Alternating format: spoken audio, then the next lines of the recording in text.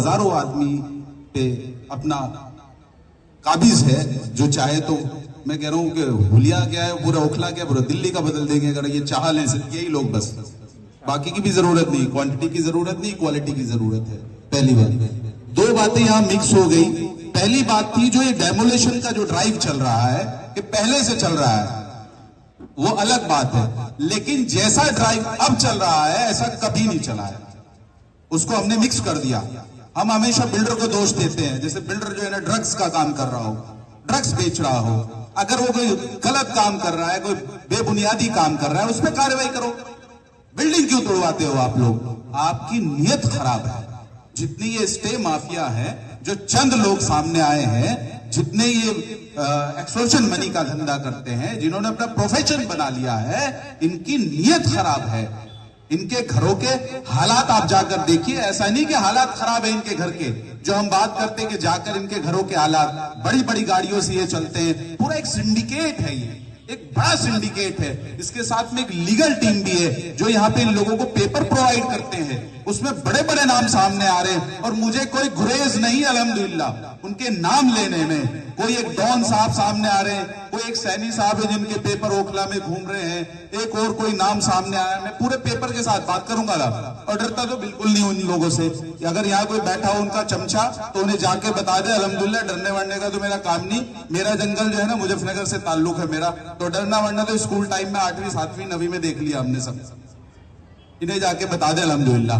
और सच्ची बात यह है, जैसे दानिश भाई ने बताया, मेरा भी बैकग्राउंड जॉब का ही है, सेल्स मार्केटिंग से मेरा बैकग्राउंड है। पिछले 1 दशक मोबाइल डिस्ट्रीब्यूशन में रहा हूं।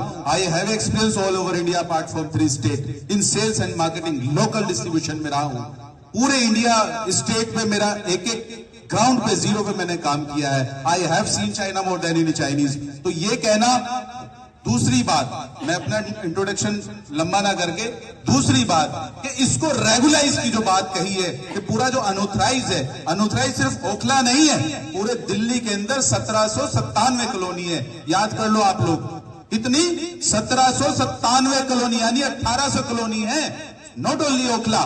तो अगर ये अनऑथराइज का ड्रामा बनाकर ये कोर्ट जाते हैं और जो बिल्डिंग बनाता है, जो अपना घर बनाता है, उसके गले में जो घंटी बनती है वो इस बात की बनती है कि अवैध निर्माण है। जी भाई, तुम कहां रह रहे हो? जितने चीटर माफिया, स्टे माफिया, इनका घर कहां है जरा बताओ। जो ऐसे मतलूब है, कहां रहते हैं? मुरादी रोड पे बगल में इनका घर है। जो आफ्ताब खान बूढ़ा है वो कहां रहता है? जो माचो एक नाम सामने आया वो कहां रहता है? नाम भी ऐसे जैसे साला अजीब सा ही, एकदम दिमाग आदमी का समझ भी नहीं आती, याद करना पड़ता है। एक वो नया नाम आया, बर्नी 5वीं पास पत्रकार कहता है अपने आप को, एडिटर इन चीफ बताता है अपने आप को। एडिटर की अगर स्पेलिंग लिख दे वो, मैं गुलामी कर दूं उस आदमी की। दिल्ली गेट कब्रिस्तान से पीओ डिक्लेयर मार के भगाया, वहां कब्जा करके बैठा था। तो अगर ये 15 दिन में या 20 दिन में जो मुहिम हमने स्टार्ट की है, पंचायत के जो एक प्लेटफॉर्म हमने बनाया है, तो उनकी खलबली तो कहीं ना कहीं मच गई। डर रहे हैं वो लोग। का सबूत ये है कि उन्होंने मेरे ऊपर एक आज सीलमपुर में कंप्लेंट कराई है। थाने से मुझे फोन आया, बेचारे सभ्य हेड कांस्टेबल थे अभिषेक, मैंने उन्हें समझाया, ब्रीफ किया, वो फोन पे ही समझ गए। मैं आप कहो तो मैं आ भी जाऊंगा, कोई इशू नहीं है, मेरा कोई ऐसा बैकग्राउंड तो है नहीं। एक 100 करोड़ का नोटिस मुझे भेजा है और अपने आप को कह रहा है कि 50 करोड़ का तो मेरा चैनल है, 25 आदमी देखते हैं उसे, जिसे वो 50 करोड़ का बता रहा है। 100 करोड़ का नोटिस उसने भेजा है मुझे, बर्नी ने। एक दूसरे साहब ने भेज दिया, आज मैं भेजते जाऊं, इंशाल्लाह सबका जवाब दूंगा। उनका नाम है आमिर राजा खान। एक आमिर राजा खान ने मुझे भेज दिया है। कहां रहता है वो माजी साहब? वो रहता है वेलकम में। और यहां आकर उसने एक सिंडिकेट तैयार किया है, वो पूरा सिंडिकेट में एकदम प्रूफ के साथ। ये आमिर राजा खान है, ये आमिर राजा खान है। इसने सिंडिकेट तैयार किया है। इसकी एनजीओ का नाम है central education for crime, on crime for prevention. देखिए एनजीओ का नाम कितना बेहतरीन है। आफ्ताब खान बूढ़ा, जो लोगों की हराम की हलाल की कमाई से हराम ये कमाता है, उससे उम्रे करने जाता है। अस्तगफिरुल्लाह। ये आफ्ताब खान बूढ़ा है। तो देखिए बाइकआउट, ये कहते नहीं बाइकआउट से कुछ होता नहीं है, इनकी नींदें हराम हो गई हैं। एक ये साहब है जो अपने आप को पूरे दुनिया का सबसे ज्यादा पढ़ा लिखा बताते हैं और काम ये करते हैं एक्सटॉर्शन का। पड़ोसी से, सामने वालों से कभी सेटलमेंट की बात करते हैं। इनकी वीडियो सारी ऑडियो वायरल हो रही है बाकायदा प्रूफ के साथ। ये सिर्फ मेरे कहने पे मत जाइए आप, एक एक ऑडियो वायरल हो रही है जिसमें खुद कह रहे हैं कि मुझे फ्लैट दे दो, मैं कहीं बाहर चला जाऊंगा, और 2-4 लाख रुपए अगर बिल्डर को दे के छोड़ ही देता है वो आपका स्टे माफिया, तो कौन सा गुनाह करता है? 100% आप लॉस में चले जाएंगे, ये साहब कह रहे हैं। आप सुनिए जरा ऑडियो।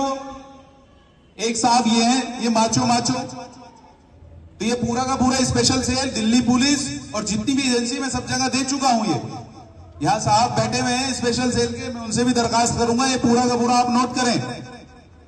चले गए हैं यही, अभी देखा था मैंने उन्हें, और जाके आप अपनी रिपोर्ट में देइए कि ये लोग इस इलाके को तबाह करना चाहते हैं। एक बीसी है बिल्कुल, एक ही है, इसका नाम है फिरासत खान। इसको सेक्रेटरी बना रखा है उस एनजीओ का, उसको जिले का अध्यक्ष बना रखा है एनजीओ का, और हर जगह वही निकल के आ रही है एनजीओ। ये फिरासत, अच्छा देख लो। और ये सबका गुरु, इसका नाम है बर्नी, असलम बर्नी, 5वीं पास पत्रकार, अपने आप को पत्रकार कहता है। तो ये एक सिंडिकेट है, आप समझिए। इसके साथ में, इन लोगों के साथ में लीगल टीम भी है, जो एडवोकेट जिनकी वहां साकेत या किसी कोर्ट में वकालत तो चल नहीं रही, उन्होंने ये नया धंधा पकड़ा है कि इन लोगों को गाइड करो। तो जाहिल है सारे, कोई 5वीं पास है, कोई 7वीं पास है, कोई 8वीं पास है, और कोई बिल्कुल ठहठप है जिसे एक हरफ नहीं आता लिखना पढ़ना। तो इनको पीछे से जो चला रहे हैं ना हाजी साहब, प्रोफेसर साहब, आसिफ भाई, इनको जो चला रहे हैं वो लीगल लोग चला रहे हैं, जो आपके हमारे बीच में बेहतरीन बन के रह रहे हैं, अपने आप को वकील कह रहे हैं। वो इनको गाइड करते हैं कि आप एक काम करो, अनऑथराइज कंस्ट्रक्शन है, अवैध निर्माण है, आप कोर्ट में चले जाओ। एमसीडी तो इसलिए नहीं कुछ करती क्योंकि एमसीडी का तो पूरा का पूरा रेवेन्यू जनरेट इसी से हो रहा है। तो कहीं ना कहीं एमसीडी को तो फायदा है, उसका नुकसान थोड़ा ही है। प्रशासन भी मदद करता है क्योंकि प्रशासन तो लॉ एंड ऑर्डर मेंटेन करने के लिए, उनका कोई पर्सनल तो जाती इसमें कोई मामला नहीं है।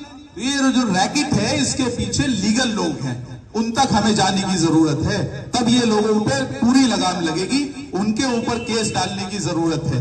तो 2-3 नाम सामने आए, जैसे मेरे ऊपर इन्होंने 2-3 लोगों ने ये कंप्लेंट भी कराई, साइबर क्राइम में भी कराई है। ये उसकी एनजीओ, सब लोग देख ले, मैं एक फोटोकॉपी भी दे दूंगा, जो उसकी एनजीओ आमिर राजा खान की, education for centre education for crime prevention, जो वेलकम से आता है और पार्टी से भी जुड़ा है प्रदेश में। मैंने पूरे दिल्ली प्रदेश तक इसकी डिटेल भी भेज दी है कि संगठन को भी बदनाम कर रहा है हमारे बीच में। ये उसमें जुड़ा हुआ है माइनॉरिटी बीजेपी में। ये देखिए, इन्होंने अथॉरिटी लेटर दे रखा है इन लोगों को, जितने लोग ये जिनके मैंने नाम लिए ना यहाँ पे, माचो आचो, ये बर्नी अर्नी, ये सारा एक सिंडिकेट है। और ये 10 नाम सामने अभी वायरल हुए हैं। तो इनसे डरने की तो बिल्कुल जरूरत नहीं। डर तो ये रहे हैं आप लोग, कभी मेरे पीछे लड़के भेज रहे हैं, मैं करो आप जो करना है। शहजाद नहीं डरने वाला अल्हम्दुलिल्लाह। और ये इनकलाब अगर हम चाह लेंगे तो दिल्ली लेवल पे बहुत आसानी से चला जाएगा।